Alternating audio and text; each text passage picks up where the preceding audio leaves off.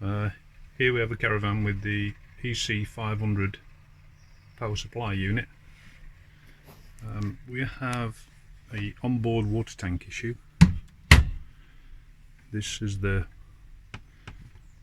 plug that senses the level of water inside the onboard tank, and that is usually situated.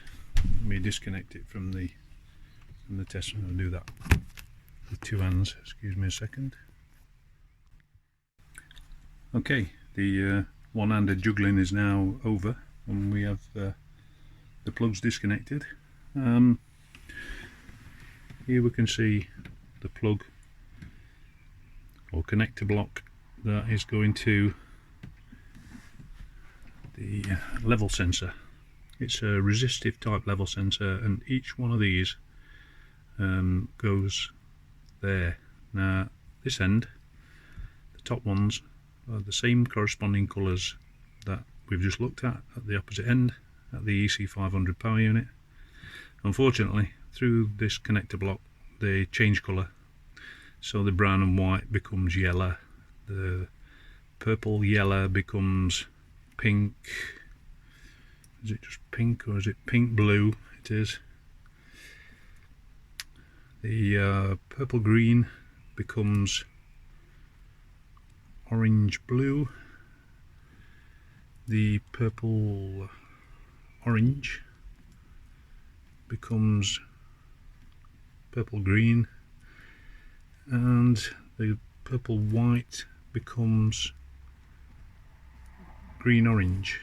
Now they may vary from caravan to caravan. That might just be the oddball situation in this particular one, but anyway.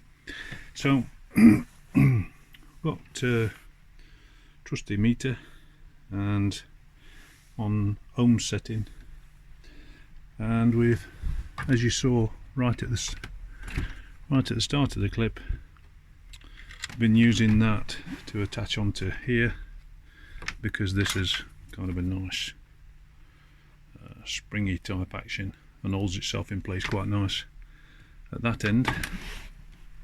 We've been connecting onto the rods, the sensor rods at this end, and I've marked with tape the one that we have no continuity reading, and that is, we'll just check to confirm, it has green purple. So green purple, I'll just do it for camera confirmation. Be embarrassing now if it works, but green purple at that end. So purple and green changes to orange and blue. Just confirm that here. That purple and green changes to orange and purple, orange and blue, same thing. So here, there we go, orange and purple.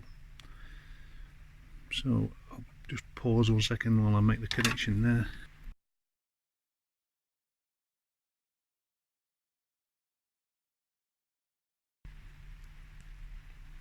Okay, so we've got a really high resistance reading on that particular pin. We've got 25 meg, which is ridiculous. If I remake the connection at the connector block underneath here, we get a resistance reading about 23 ohms. So we have a massive potential for volt drop across this pin. Now I suspect, rightly or wrongly, that it's to do with this sleeving. It's underneath the Caravan, exposed to weather, so we'll have a look at that one, see if it's corroded, get it opened up and check. I'll confirm these readings first before we start ripping off shrink sleeve, and see where we go from there. Come back soon. Well, I think we found the rootin' tootin' problem. Inside there's shrink wrap, as you can see on the others, that's not been disturbed. Once I strip back the insulation from the probe, it quickly became detached. This is obviously broken internally inside the shrink wrap, and what I thought would be a corroded contact is in fact a broken contact. So a high resistance point connection, and that explains the random sort of function, the intermittent fault that was occurring on the onboard tank. So we'll get that sorted, and all the others have checked out. So from here back to the EC500 we've got continuity of between sort of 18.5 to 20 ohms per wire. So we'll get this back up and running. I had to cut the tie wrap that was looped to hold all these in place, but we'll get that sorted, get it all back together. Happy days. Great. Okay, we've got our soldered repair. Bit of a kind of hodgepodge kind of thing, but it's back on, soldered. So just connect on the multimeter probe, if I can do that with one hand. Thought that might be easy. There we go. So we're connected on now with the leads. You can see we're connected at that end, and we now have 21 ohms, as opposed to about 2.5–3 million as we had before. So we'll get it all back together, and everything else appears to check out. We'll check the voltage level here and the continuity for ground back, and then we'll check it out, hydraulically check it out. Cheers.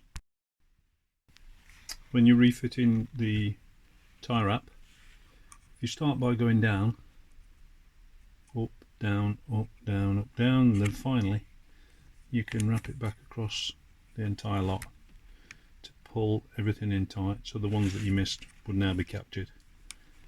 So that's a nice easy way to do that. If you weren't kind of sure how these things work, one of these, the longer ones, will be a power supply, and the rest will be sensors, quite likely, so that you get the different length sensor for the different level indication of water content. I've found that just through putting it in this little test pot, that the three shorter ones, as you can see there, are the top three indicators. So obviously the shortest one is full, then we've got 3/4, then we've got half, then we've got quarter, and the long one will be the feed to it. So it shorts through the water and gives feedback to the computer on the contents, onto the level of the tank contents. It's quite straightforward, really. This float at the bottom, I've got tape wrapped around it now, because as I'm kind of moving everything about, the pump keeps kicking. This pump in front of you here, the onboard water tank pump, that operates it. So I'll get the tape off there and just show you the function of that. Okay, so I've now removed the tape from the float, and you can see that the float affects the function of the onboard pump. Don't want to run it too long with no water. Obviously not, it's filled from the outside pump, and then this, once it's got water in, the float will then function, allowing this to function, then the computer can send water through.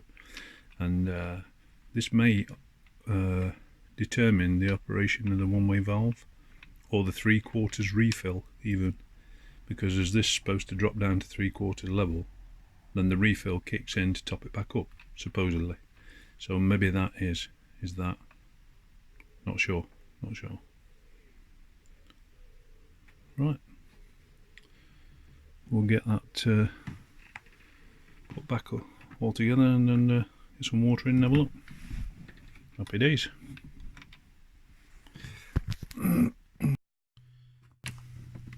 Okay, the assembly's held in place with these 4 screws around the perimeter. A bit fiddly because it keeps moving, but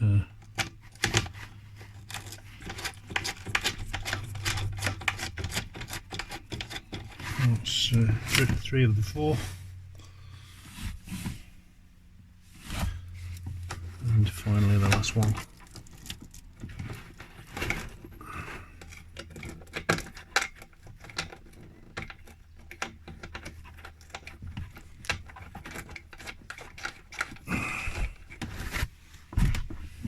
Okay, we can get those 4 tightened up now. Okay, now we've got the 4 fixing screws back in place. We can get the blue cover back on. We can get the drain rod, valve, whatever you call it, back in place, and we can get the filler pipe, which is a push fit. To release the filler pipe, if you push down on top and then pull up on that ring at the same time as you're pressing down, then you should be able to pull the unit off. So push down on top, pinch the ring and pull it clear of the blue pipe. To fit it, just push it into place. If you look right down through that hole, you can see the floor below. So that is, sorry about that, that is where the drain rod goes once the blue cover's in place, and it's by lifting this that you drain the contents of the onboard tank and push it down to stop it from draining. And the blue cap allows you to view the water contents within the tank, because it's not transparent, you can't see no other means of seeing the water level inside. So that's the system. A few cable clips to go back on. Bit of a wipe round to clear some of the mess up I made, because I've been knocking and chopping about with another job. So we'll get all that sorted. Jobs are going. Enjoy. Okay, so we've got the tank fill in. In case you don't know, in order to fill the tank, you scroll through using this. There's lots of different options available to you, one of which is tank fill. So when you get to tank fill, it'll probably say off. So then you press the arrow, the triangle, and that switches it on. It will automatically switch off as it fills, or you can switch it off manually by pressing that, like so. So we switch it back on and carry on filling, because we're only on 2 out of 4, but it's looking promising so far. So we'll see how we go. Okay, so upon reaching tank full, which is 4 squares, we now have the automated switch off that's taken place. Hopefully that's a bit better. This panel has a proximity sensor, so when you wave your hand across, you don't have to touch it, and it illuminates for you to be able to see a bit easier. It's good. Probably the most useful feature on the Caravan, to be honest. Anyway, so looking very promising. We've got the tanks full, the heaters full, the symbol at the top corner there for the tank fill has now gone off, the pump for the tank fill pump switched off. So looks like we've got a result. Enjoy.